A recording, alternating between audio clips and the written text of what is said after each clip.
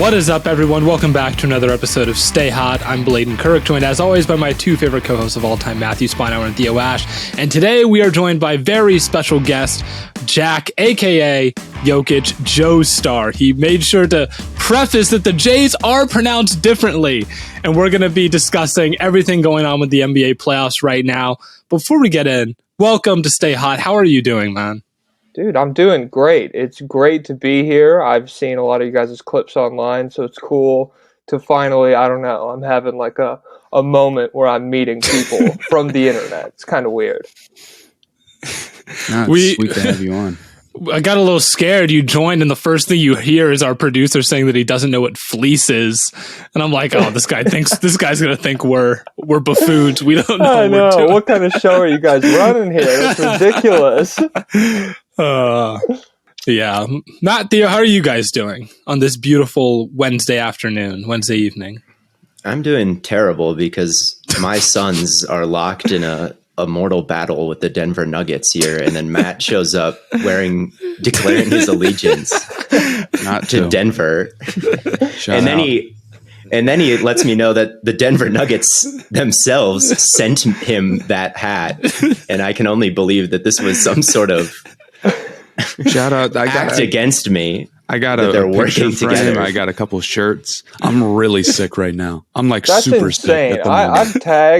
I've tagged the Nuggets in several like pretty viral TikToks with the specific caption like "Give me free stuff," and nothing has ever come my way. So Matt, good on you. At least somebody's getting something out of them. That's how I feel about the Hornets, man. They never acknowledge me, and for good reason, because I rarely have all that much positive to say about them. And the one time I did, I got burned super bad last offseason, so never again. We deleted the tapes on the last time Matt praised to the Hornets. It could have worked out. I swear, there's another timeline where they're awesome. Surely, just like the Browns, right? Yeah. There you go. Yes. Well, I figure we can hop right in. Speaking of the Nuggets and Suns, I mean, at this point in time, what's got to happen for the Nuggets to lose this series, right? Yeah, that was our question, really, was for you. Obviously, you're a Nuggets fan based on the handle. The username. Yeah, the handle. Jumps out are you Jokic? You're not actually Nikola Jokic. But they're up 3-2. They just blew out the Suns yesterday. On a scale of 1 to 10, how good are you feeling about it? And then just to play devil's advocate, because I assume you're going to say a high number, like what would have to happen for the Nuggets to blow this lead, do you think? I mean, I'm like fully prepared for this to go to Game 7. I'm to me, I think for the Nuggets to lose this series, Phoenix's bench shows up on the road, and Denver just has one of those games where Jokic, like the 53-point game, he just has to do absolutely everything for him.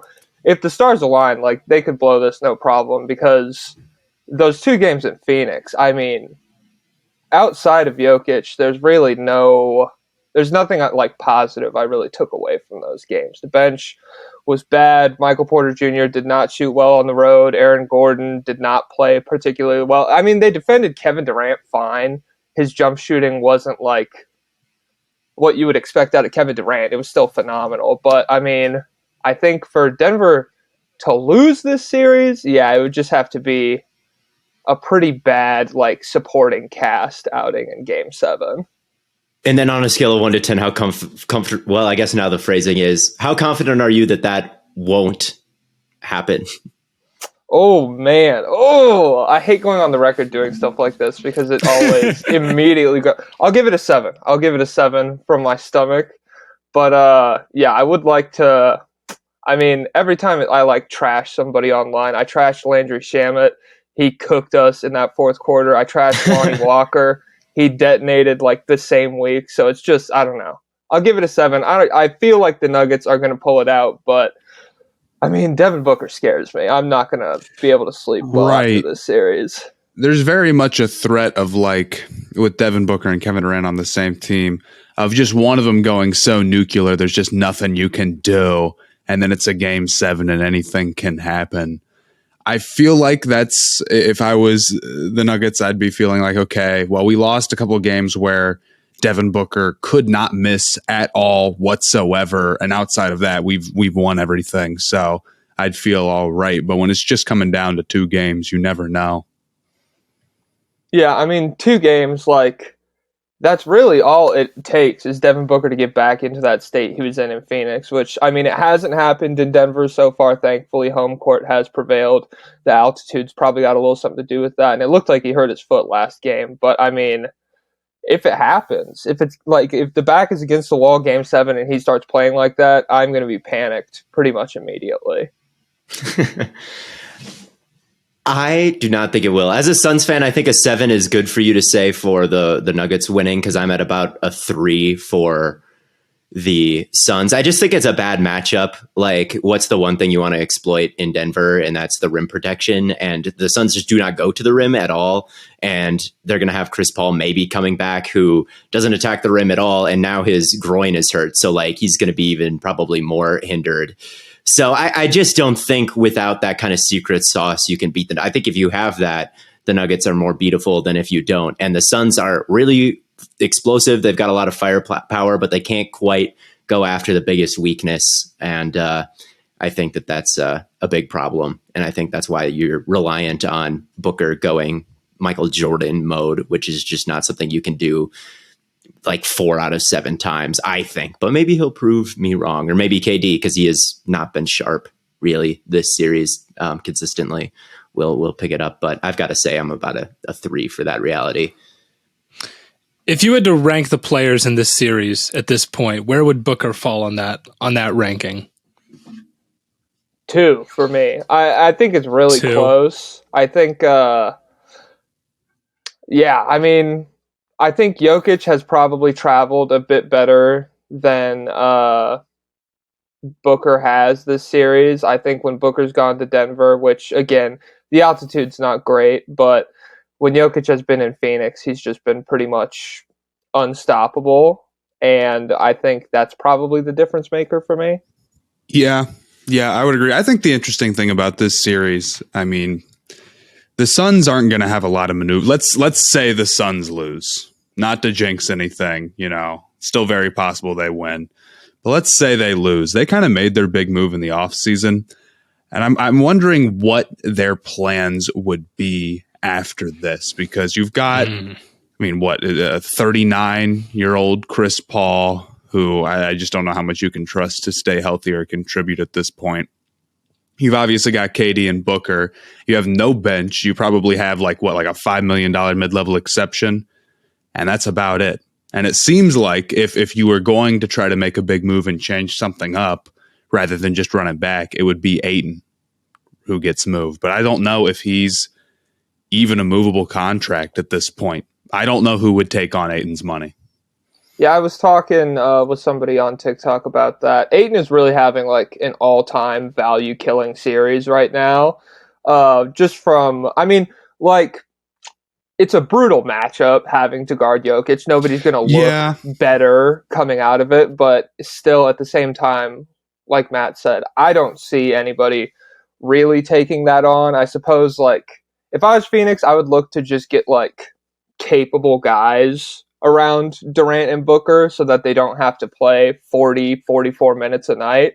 I think if you can get their load down to like just a ton of shots in 36 minutes, it looks a lot more doable, especially because KD's getting older. Like, he could do it this year, he could maybe do it next year, but I don't know how sustainable that is.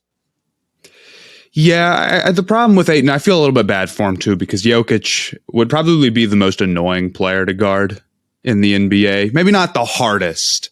Maybe that's not the right word for it, but the most annoying player to guard, because so many of his shots, he didn't even really get open. He just hits them anyway. And then he can pass to anyone, right? But Ayton's inability to really expose anybody inside or to really go beat mismatches, which has always been his problem, kind of just makes him like a very good, maybe like Jared Allen level center. And that's kind of all he's been. And he's sort of in the Bam Adebayo classification of maybe this year will be the year he takes a jump, and then it's just not, or OG Anunoby, where it's like, it's just, this might just be who he is. But, so I but don't those know guys who have would never take quite on. gone off the rails into like bad, like Yeah, Aiden that's is done true. right now. Like Landale is actually better, which is weird. And his attention to detail has decreased. And it's always been a little annoying. I think one thing that I always notice about Aiden is how bad his hands are. I don't know if this is like a common talking point in NBA circles, but maybe it's just my football mind being like, this guy cannot catch. This is from you watching tackles all. Yeah, this is, I don't know, but he cannot catch anything. He had a backcourt violation because he couldn't hang on to a ball in the last game. It happens all the time, and it's always been the case with him. He always takes a dribble when he's under the basket, and that just kind of prevents him from getting open layups like around the rim. And I literally think it's because he has to like bounce it on the ground one time so he can corral it, because he's just not quite coordinated with his hands enough to like grab it. He just does not have good. You guys have Biombo hands. too, don't you? Mm-hmm. Yeah, he's even worse. He's man. the exact same. He's Yes, notoriously terrible at these catching guys the Nobody ball. is catching anything. Yeah. I know. They need to get on the jugs machine. Is what I would do to the big men for the Phoenix Suns. Start having them train with like Odell.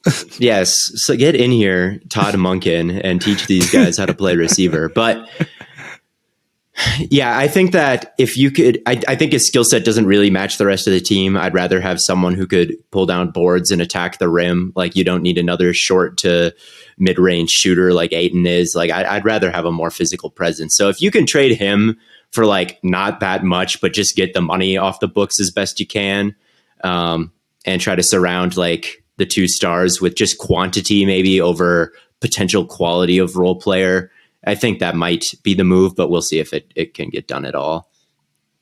Theo, I'm curious, like, so Chris Paul goes out, and as a Suns fan, like, from when Chris Paul went out, to me, the team dynamic really changed in terms of, like, pace and the kind of basketball they were playing and stuff like that.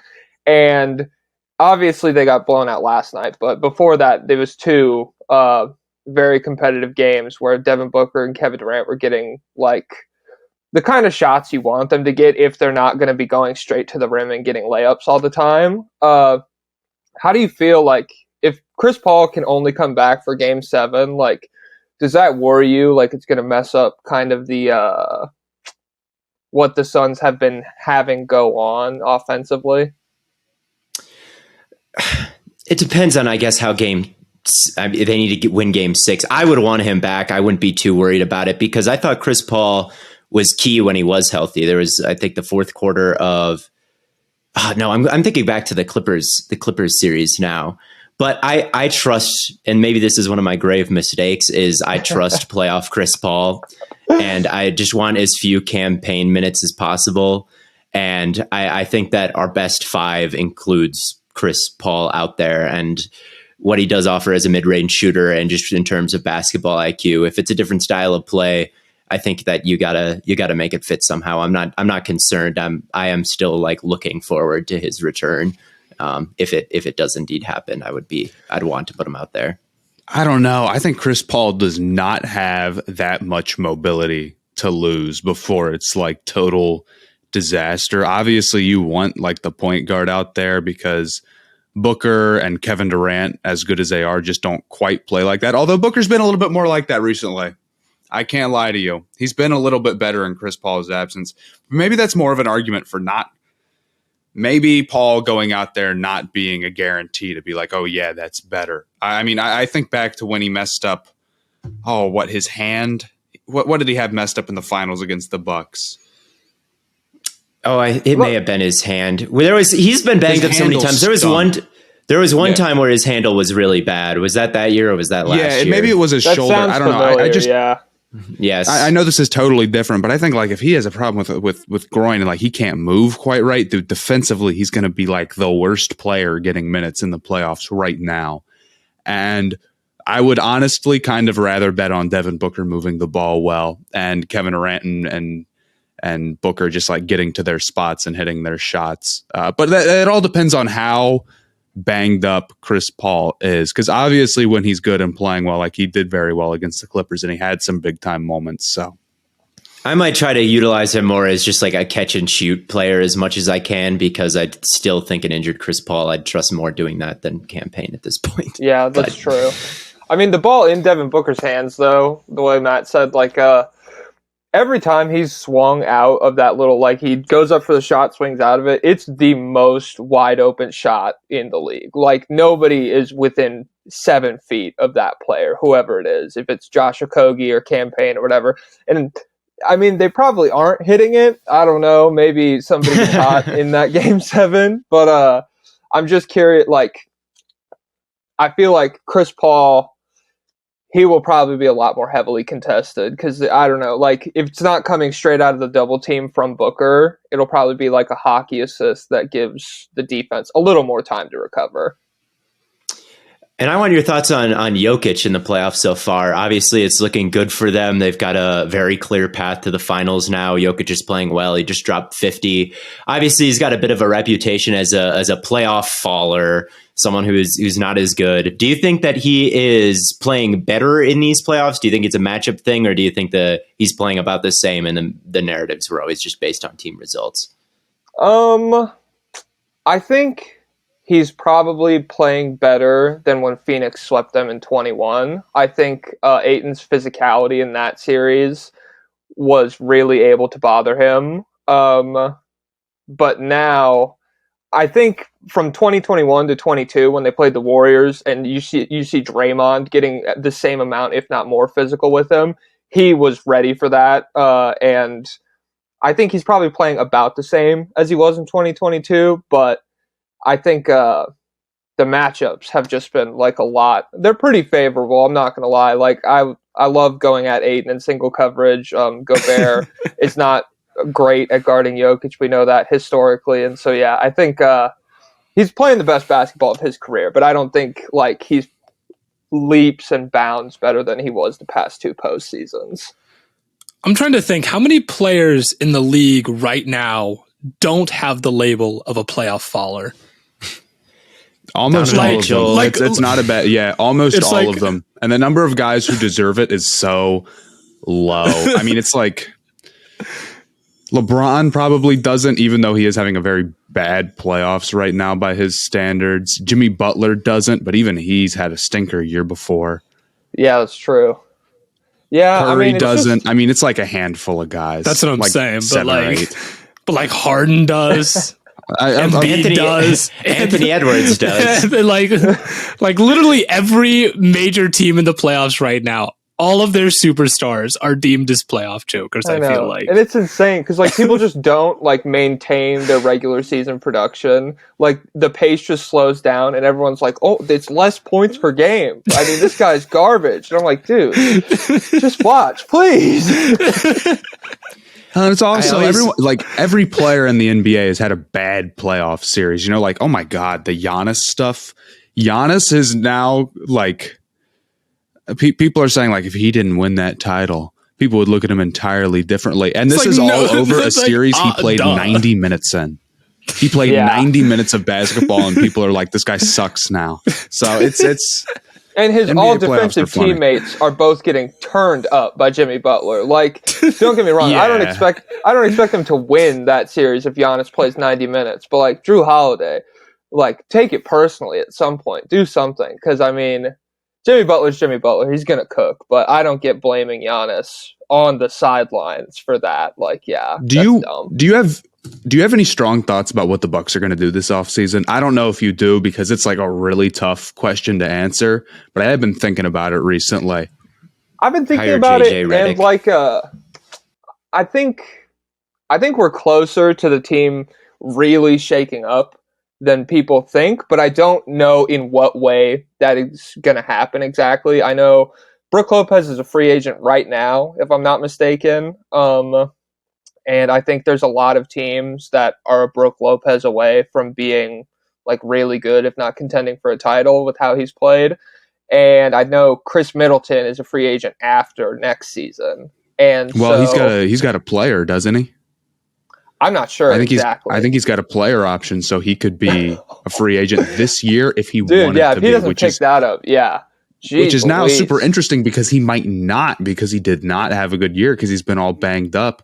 Their big problem is that they're old. They're so old. They're ancient. And it's like, if you lock yourself into Middleton and Lopez, this is it. This is the team that you're running with. And by the time you realize either it will work or it doesn't, asset-wise, you're so behind the 8 ball that you probably can't build around Giannis again.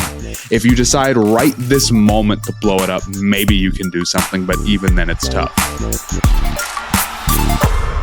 We're stepping into summer, and that means you need to make sure you're prepared with some nice looking sunglasses protecting your eyes from the sun. Well, let me tell you about Shady Rays. They're an independent sunglasses company that offers world-class products rivaling tons of other brands that I've tried in the past. They've got you covered from the sun to the slopes with premium polarized shades, customizable snow goggles, and so much more. Theo doesn't have his right now because he was just out for this long drive in the sun, man. They're my driving sunglasses. I just leave them at the car at this point. So I don't always have them on my desk, but it's because I'm wearing them in the car. And he's looking cool while doing it, too. Looking cool That's while right. driving down the freeway. I've caused multiple car accidents of people just looking at me. So true. But yes, make sure exclusively for our listeners, you go to shadyrays.com because they're giving out their best deal of the new year, man. Go to shadyrays.com and use the code STAYHOT. Get 50% off 2 or more pairs of polarized sunglasses and try for yourself the shades rated 5 stars by over 200,000 people. Get Shady Rays, making an impact together. It would really be interesting to look at the oldest teams in all the playoffs and see how if there's any like similar situations. Because I feel like,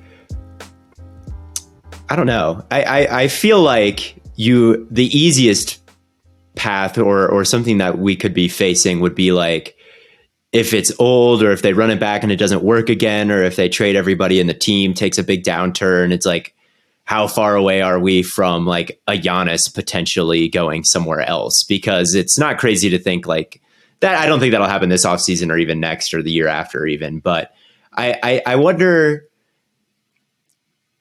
if it's an interesting place to let your mind go. And it's like, I wonder what kind of tightrope they're walking and like how close they are to that reality. Because it could be miles off, it could be somewhat close. But I wonder if it's something that, I mean, they lost in the first round as the 1 seed in 5. You know, I don't think there's a take that you can have that's too strong, honestly. And at first they're not going to blow it up simply because like they'd just be worse.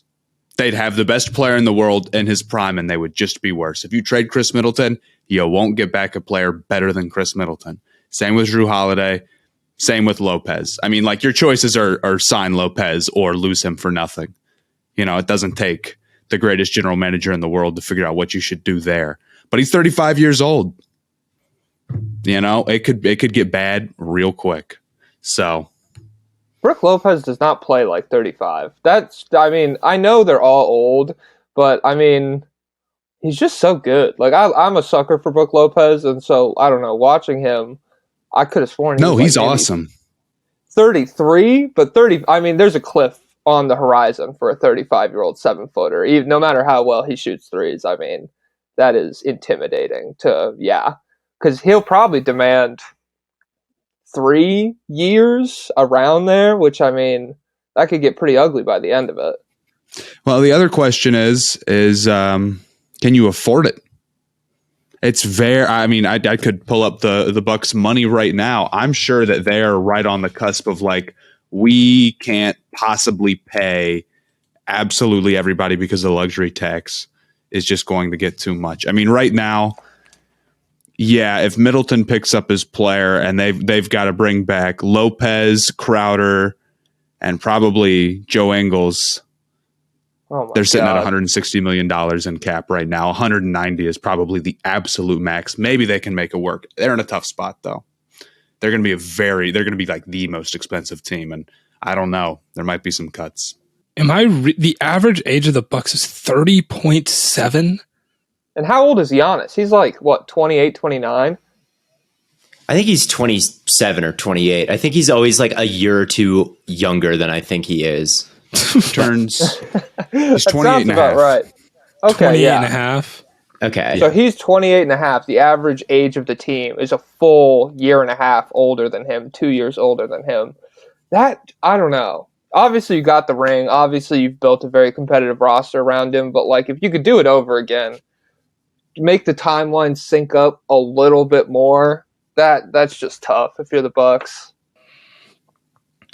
Another old team struggling with roster construction is Dallas. They're 28.7. Are they that old? You know what? Yeah, that's a little bit off track from playoffs, but if you're asking if you're asking for a comparable team, that's probably Dallas just needs too many pieces. I just don't think that's going to happen. I mean, yeah, if I'm Dallas, I don't even know where to begin with them. That's the thing. It's like they've got the idea is the hard part is like, do you have a 1A on a championship team? Do you have a 2A on a championship or a 1B on a championship team? And they do. And they have nothing else. That's it. They have no two-way players. They have no interior defender. And it's like, man, I don't know how you fix that with the pieces you've got. You need like 5 moves, and I just don't think that's going to happen. Especially, I mean, usually one of the 1A or 2A is a guy you've either drafted or gotten bird rights through a trade or something. You're getting like good money. Luka, obviously they drafted him, but like he's going to be making an insane amount of money. Kyrie's going to be making an insane amount of money if he comes back. And so there's just like, what could you afford at the end of the day? Like they're not fleshing out that roster with anybody meaningful. Yeah. Yeah. No, you'd have to pull off a bunch of trades, but that's a whole nother conversation. What other series? Sixers and Celtics. Celtics, right. The Sixers finally won a game where James Harden didn't have to drop $1 billion. Let's go. And Theo, they did exactly what you said they should do. Just keep running that maxi end around. Football thing again. I just like the play because we tuned into the last game in the middle of our podcast, the last episode, to watch the end, and the first play of overtime, it's like a football play. The Maxi takes the ball running behind another guard, and they set a screen, and he just tries to get the edge and gets there. And yeah, you got a guy with that kind of speed.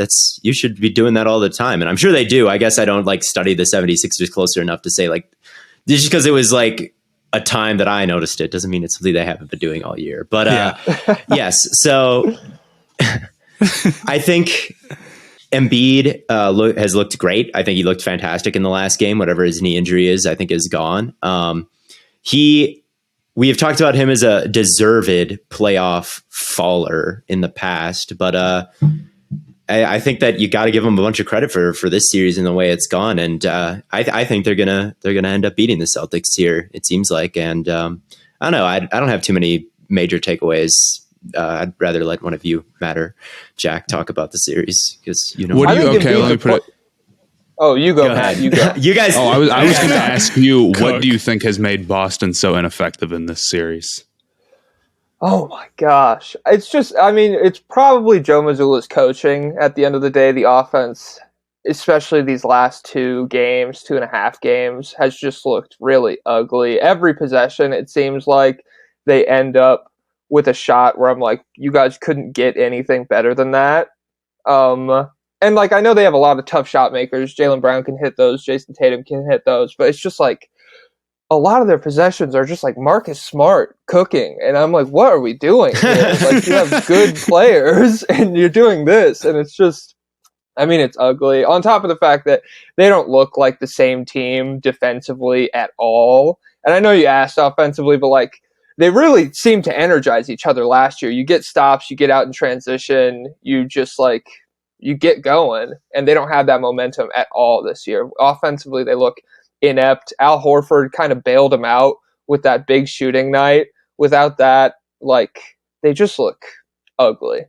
Yeah, I don't think they attack inside enough. I think they really lean on the threes a lot sometimes. I really wish that Tatum would just go at the rim every chance he got, or Brown could do that. But instead, I feel like they settle for jumpers a little bit too often, and that just makes you really hot cold. And then settling for three, it makes you really. I think Embiid's been a playoff. Sorry. Oh, go ahead. No, it's all you. No, I was going to say, I think Embiid's been a playoff riser as a rim protector. Like, I think he's been through the roof. Because Boston will not look at the rim when he is playing. No, and it kills them because as good as Tatum and Brown are, they're just inconsistent with the jump shooting stuff. It's always going to, even Devin Booker, he's going to be a little like you're going to have your nights where it's just not falling. Same with Tatum, same with Brown. And having your top two offensive guys both be that guy can lead you to games like this. And then when you settle for threes, and they get good open looks, and it's not bad all the time, and they could totally come back in this series. But you have an 0 for 7 Al Horford night, and it's tough when you can't get anything going up the middle. I've got a question about the East for you guys. This was a first take talking point. Have either of you given any thought to what you would do with Julius Randle if they lose this series? Oh, man. What the Knicks do is very interesting because they're pretty young and they have a lot of picks. Now they have a lot of picks. Are we finally getting the Knicks fan 3-star mashup that they make every offseason about? Well, who would it be though? Here's the problem. Yeah, well, based on our conversations earlier, it sounds like Luka and Giannis. Luka and Giannis. Luka to the Knicks. And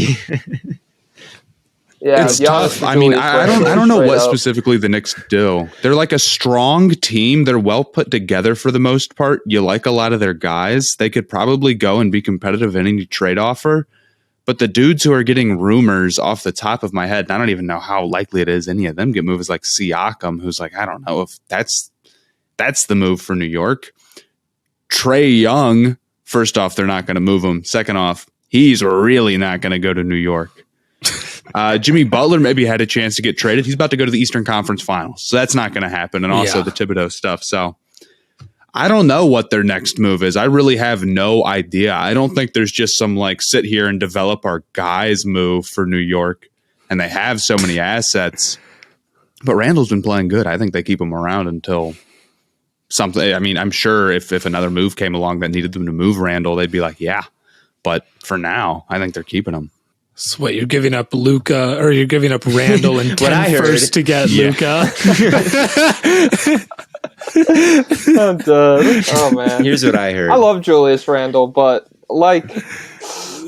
I don't think the ceiling is ever going to be very high with him. I don't think his style of play. I think it would have been really good in 2008. You have a guy who's physical. He can get a lot of boards. He shoots the ball fairly well. He can facilitate pretty well.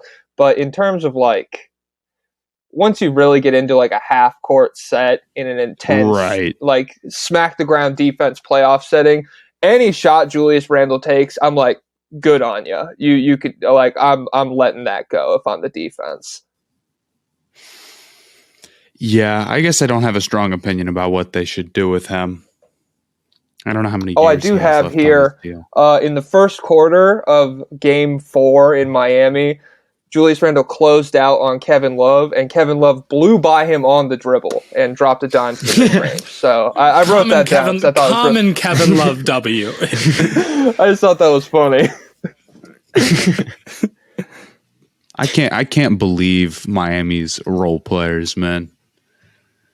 I'm shocked by who they are running in a playoff series and winning. I tweeted out at one point, I can't believe this team won 44 games, and I still can't believe it, and they're going to make the Eastern Conference Finals. Cody Zeller is getting 10 minutes a night.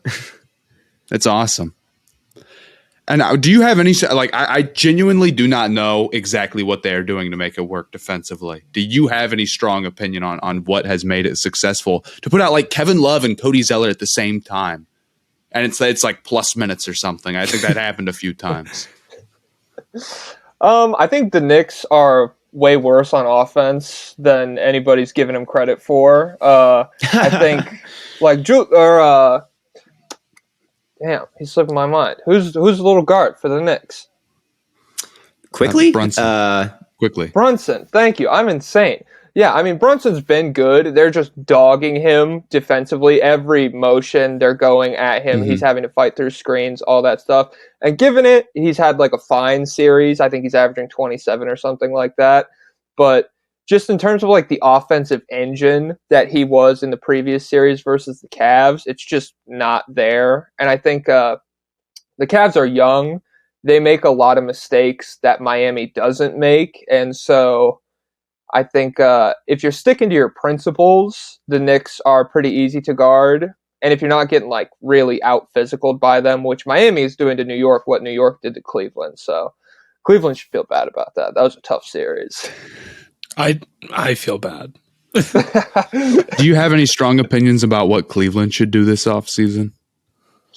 Just get older. I mean, don't like lock yourself into don't lock yourself into the Jarrett Allen, Donovan Mitchell timeline. I want to see like it built around Evan Mobley, and like I don't want it to happen. What happened in Minnesota? They're stuck building around Rudy Gobert and Cat when Anthony Edwards is clearly their best player right now. He's going to be their best player for the next 7 years, and by the time he's 28, the team's going to be like, we gave away all our picks to get Rudy Gobert. And so I don't want to see that happen with Evan Mobley. I really like Evan Mobley. So, yeah. Yeah. Matt brought up a really great point, I think, a while back, that the Cavs don't have anyone that can both play defense and shoot. Yeah. They have 0 players who can do it, man. I made a video about this a little while ago. I don't think they should do anything crazy. I mean, if there is a Jarrett Allen deal out there, make it, but I don't think there will be. But, you know, if you're Bickerstaff, you want to put out your 4 best players. Okay, you have Mobley, Allen, Garland, and Mitchell. And then whoever you put at the 3, you got to choose between having 2 shooters out on the court and putting out somebody who can play defense like a Okoro, or putting out, 2 defenders and putting out someone who can shoot but can't defend, and it kills them, man. Like, those aren't real lineups. And a lot of that is like, Okoro, you need to be able to shoot. Mobley, got to be able to shoot, man. But also a lot of it is their bench just stinks. And they need better role players. Yeah, that's true. There's no depth there. No, it's 4 guys and nothing. They're kind of like the baby Suns in a sense. They have 4 real players and nobody else except LeBron's okay this year. Yeah, you would really hope. I thought Donovan Mitchell had such long arms, and I thought when he got Jarrett Allen and Evan Mobley behind him and all the toxicity with Rudy Gobert, he's going to lock in on defense. No, dude, it never panned out like that. I was really excited because, I don't know, at the beginning of the season, I did think Booker, Donovan Mitchell was really close. I don't think it's super close anymore. I think Booker has really distanced himself, especially with how he's played defensively. Like, he has possessions where Jamal Murray pisses him off, and like he just gets in a stance and really, I mean, just goes at him. And Jamal Murray, he hits tough shots, but they're not shots that you can really like generate offense from consistently. Absolutely, yeah. I was in the same camp. I'm like, oh, people, they forget with Donovan Mitchell. This is a recency bias, is what it is. The most overused term in NBA discourse right now. Anytime you like watch a player play bad and then be like, they're worse than people think because they're not playing good right now. People are like, that's recency bias. What do you think? Oh man, this should have been a finals contender. This is recency bias. Come on, it's like, I don't know, man. Like, you know what I want to talk about? Sabonis. There's one we should talk about. Sacramento Kings. You made a video about my video about him. My stance on Sabonis, for those who don't know, is that he can't shoot and can't defend, and therefore will always struggle in the playoffs. And while you might think about it and be like, you're overreacting to one series, it's not that simple. It kind of is that simple. In the last 20 years, can you name one player who can't shoot and can't defend and has been good in the playoffs? No, because that player is just a liability. They just are. And I'm not doubting that Sabonis does good things for Sacramento, and it's fine when their goal is like, make the playoffs and be competitive in a playoff series, right? Like, he moves the ball real well, great connector piece, The rebounding was good in the regular season. He brings a good amount of stuff on offense. But when you get in the playoffs, putting out a guy like that is just a liability, man. Just is. And I think having that as one of your core players is just a tough road to go down to. Sometimes a player can be really good at certain things, but the totality of them, or like the total player that creates, is not necessarily that great anyway. Here's the thing with the Kings were so ahead of schedule, though. Like, they were not supposed to be good. They just traded Halliburton, though. So, like, they kind of sped up the process to a certain extent to trade him for a vet, I would say. It's a good year for Sacramento, like, no questions asked. But, I mean, the thing that I feel like people are not saying is that the difference between the 3 seed and the 8 seed was very, very, very little. Right? Like, oh, they were the 3 seed. Yeah, but the difference there is a few games, and the injury luck in the regular season was on their side. Right? Their top 2 players missed a combined 12 games. Who below them can you say that about? How many? I mean, oh yeah, so they're ahead of the Clippers and the Warriors and the Lakers, who weren't like even a real team until halfway through the season. I don't know. I'm not totally out on them because they have so many assets, and like I like Mitchell. I like Murray. I'm interested to see how they progress, and they've got, they could go make a big move, absolutely, and change things up. But as they stand right now, I think Sabonis is going to be a consistent playoff dropper. It's just my prediction for the future. I think, and they have Mike Brown. I think, is the other thing. Like, they've got a coach who won Coach of the Year and did it a little bit differently. They played with an insane pace, and whenever you see a coach kind of make a bold choice like that, but it really fit his personnel, and they had one of the best offenses of all time, right? So I think just like he created an ideal scheme for these specific players, but that doesn't mean like these are the only specific players that you have to ride with if you think things are going to be a problem going forward. If you have the coach and you have other core pieces that you like Mitchell or Fox or, Monk or whoever else, like maybe you could. I think Sabonis is fine if he's like a role player. Like you can win with Sabonis. It's not like no team should sign him because he like ruins your chances to win the finals completely. You just can't key in on him, I think. And either you need to acquire an X amount of players better than him that kind of lets him do his thing kind of on his own, or you trade him for someone and some assets for someone with an even higher ceiling and who can actually be that number 2 player. I just don't think that's in their wheelhouse. What if Sabonis was a Cleveland Cavalier? It's the real. that would you make things worse immediately. I mean, yeah. They don't have anybody who can both shoot and defend at the same time. So let's get someone that could do neither. Yeah. So I don't know what your thoughts on the. Like, the more I've thought about Sabonis, because I was really disappointed with how he showed in the playoffs. I like him in the regular season. He is good. The more I've kind of remembered how Kevin Huerter fell off a cliff as a shooter and how that affects... Because, like, this is just based off vibes. I don't have any statistics to support this, but it seemed like half of Sabonis' driving kicks were going out to Kevin Huerter, who was shooting, like, 50% from 3 or whatever. Just a phenomenal 3-point shooter who completely disappeared in the playoffs. And so, if you do want to move forward with Sabonis, you should be looking for guys who are, like, rock solid from 3, and probably who can defend a little bit, which, I mean, it's easy to say you should look for guys who can shoot threes and defend in the modern NBA. But, like, if you have Kevin Huerter and he's just not, like, he's not sniping the ball, he's not doing a ton offensively, and that's butchering Sabonis' game because nobody's worried about him really. He's kicking out to Fox, and I mean, Fox, he can shoot a little bit, obviously, but it's just like the whole dynamic of the team changes.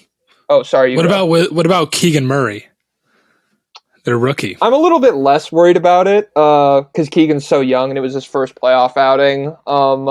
I believe Huerter did not play particularly well in the playoffs in Atlanta either as a shooter, if my memory serves. I think he killed the Hornets in a play-in game, if you want to count that. I could be wrong. Well, I could do that. Oh, man, that definitely that's not counts. saying a whole lot. Yeah. From the play-in to the championship, that's the jump they're making. And so, I mean... I just think You that go. with Sacramento, the second that like the expectations are no longer, well, we're Sacramento. Well, you can't say we're just little Yeah. Sacramento. It's okay if we, once that's gone, dude. I'll ask you this question: how many teams can play a center who is not a good interior defender? Like one, like the Nuggets, Pretty much like the that are Denver actually Nuggets. contending. Yeah. One of them. It's just the Nuggets. So Yeah, I would say and- even that alone is a killer. To be both that and you can't space out properly. I know Sabonis can shoot kinda, sorta, and maybe he starts shooting better and this conversation changes. But until then, I just think it's such a tactical disadvantage to have a bad interior defender as one of your main players you need to have on the court for your offense to work. I think if Sabonis can put the elbow jumper in his bag, that would go a long way to fixing It that would. issue. He doesn't It would. need to shoot threes, but I mean, Draymond Green is standing under the basket while he's at the free throw line, and he can't do anything like that or a running floater. And I also think I agree with you, Matt, how Sacramento's like they do have this dynamic that we finally made the playoffs. I think you kind of Lob City Clippers vibes where 2 or 3 years of being completely dominant offensively because of pace and because you have these players who do get worse in the playoffs. Like, it's not going to be fun watching them get worse in the playoffs every year and the pace slows down and you're in the half court and De'Aaron Fox Right. is fighting for his life against like 3 defenders. Yeah, I mean, it's like, and this is with all sports, with all teams. It's why tanking teams have more fun a lot of times than like the top, like the 5th best contender. It's all about expectations, And right now, I mean, Sacramento has like the lowest expectation, not the lowest expectations, but like this means so much to them to make the playoffs. If they go next year and they lose in the first round or whatever, then all of a sudden it's not going to be like, oh, well, we're just wee little Sacramento. We're just happy to be here. It's going to be like we want to win. And I think at that point, it's going to magnify the problems of Sabonis's game if he doesn't work on them. How much do you think adding another like really serious big would help the team? Because they don't really have a running mate along. So obviously they've got Trey Lyles and Alex Len had some big playoff minutes, which I saw with my own. I saw it with my own 2 eyes. Do you think like part of the problem is like he just has a bit too much on his plate because he's kind of the only big you really want out there as a starter? Is he getting stretched? Maybe that's a little bit of it. It'd be cool if you could put out a 4 who is maybe a stronger interior defender to kind of mitigate his problems a little bit.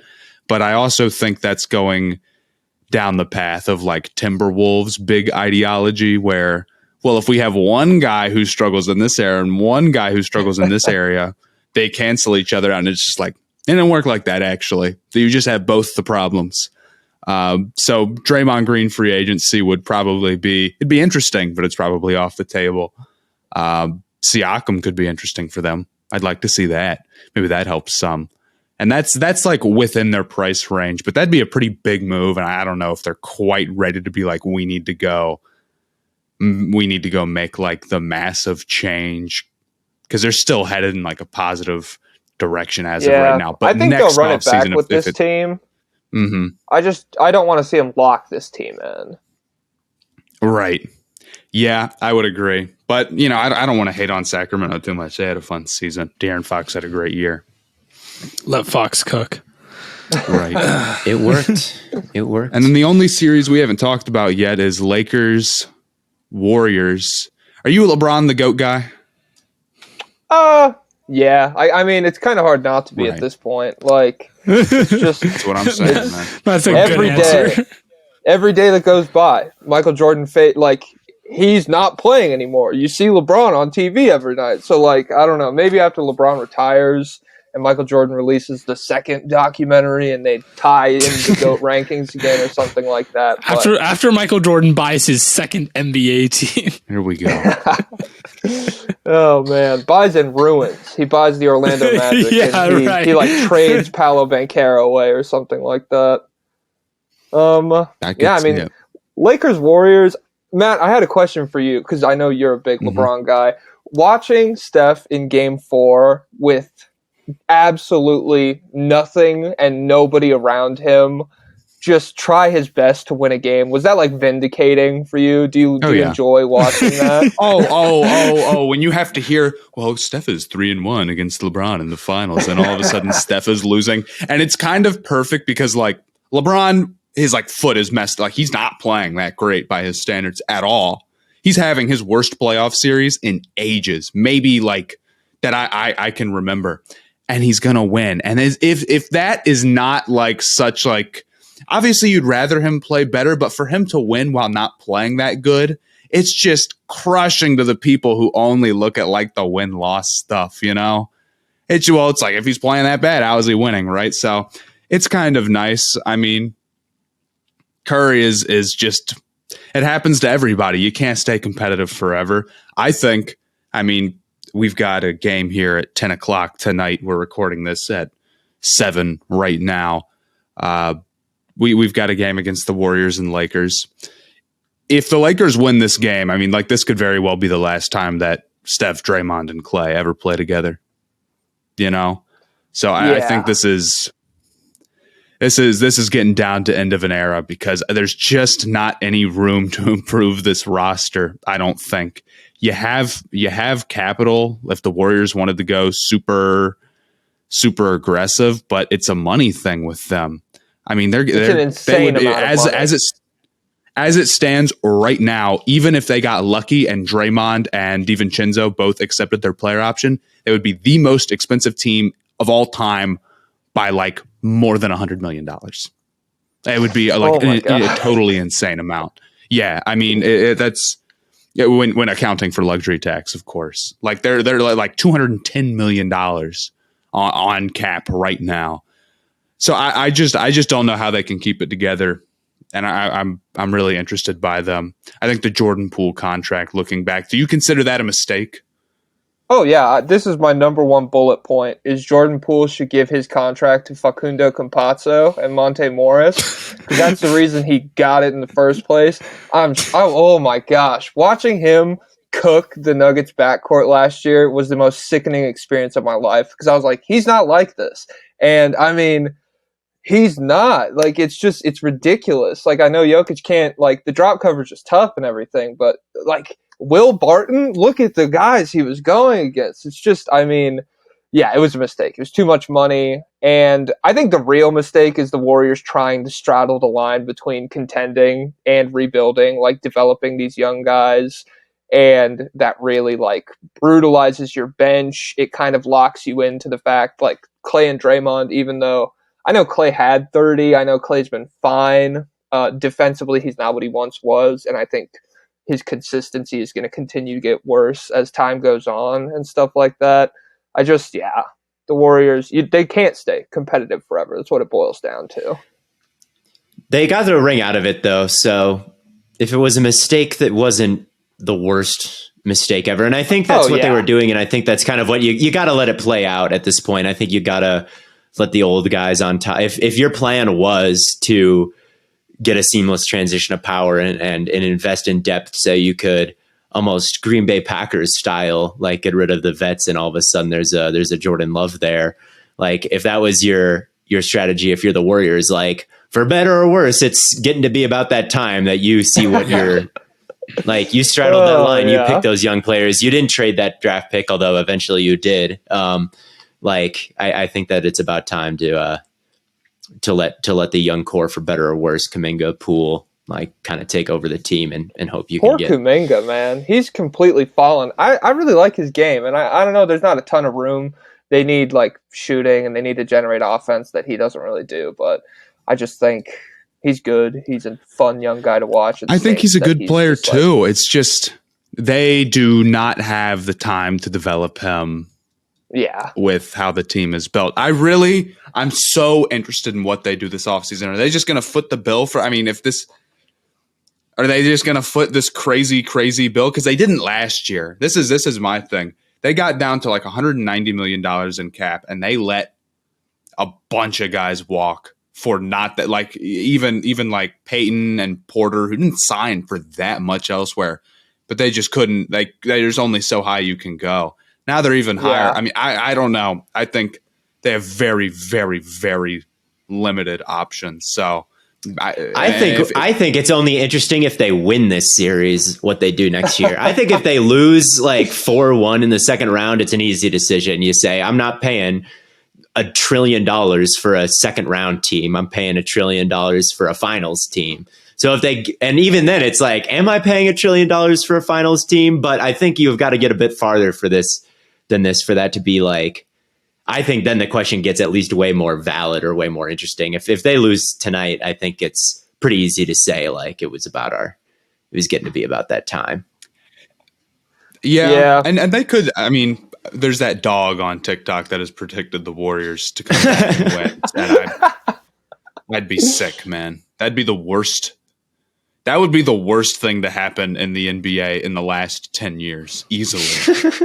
If the Warriors came back to beat LeBron. Oh, God. Yeah. Oh, that gives me the heebie-jeebies. That would be brutal to watch. And it would be insane, I think, too. We'll see. My gut tells me that the Lakers get it done game 6, but they don't get it done this game, and then you got to be on edge for a few days. It's going to suck, but then Anthony Davis he's due to have a good game. He's due to go top 5 mode at least one of these next 3 games. I'm telling myself. Yeah, like a 30 bomb or something like that. We'll see. But I think if I'm the Warriors, if they lose Draymond, it's over. I don't know how the defense stays good enough for it. Yeah, if Draymond's gone, it's just over. And even beyond the defense, finding a guy who can connectively pass to Steph like that, like when Steph is on the ball, they're a completely different team.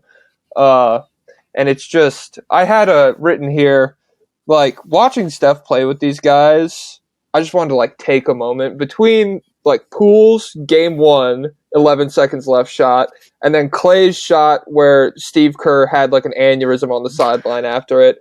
And then that Draymond Green drive and kick to the other team literally gives it to the Lakers. Like, it's just, these guys are selling. It's ridiculous in close games. Yeah.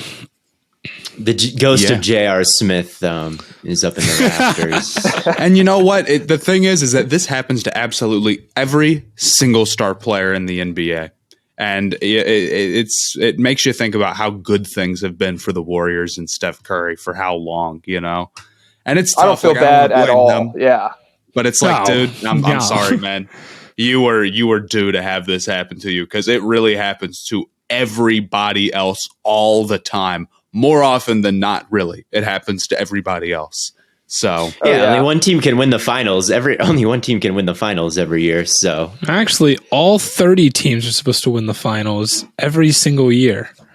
I think that's something that it's a new thing. Yeah, you can't say it enough that only one team gets to win, everybody. But if the Lakers are up 3-1, they have the best record, tied for the best record at 8-3 in the playoffs with the Miami Heat, which is just so weird to say that those are the 2 teams that are 8-3.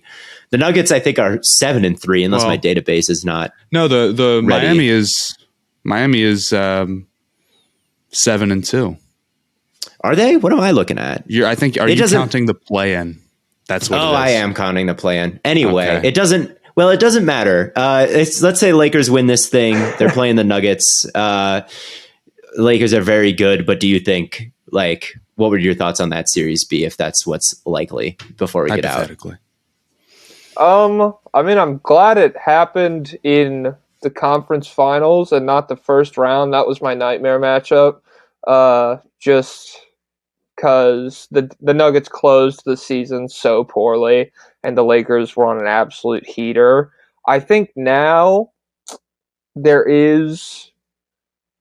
like the Nuggets. I like the Nuggets in that matchup, but I'm just like, what if LeBron's foot is 100% then? And like you have pick and rolls going at Jokic where the Suns are pulling up and, you know, Bruce Brown or whoever it is still contesting the mid pretty heavily.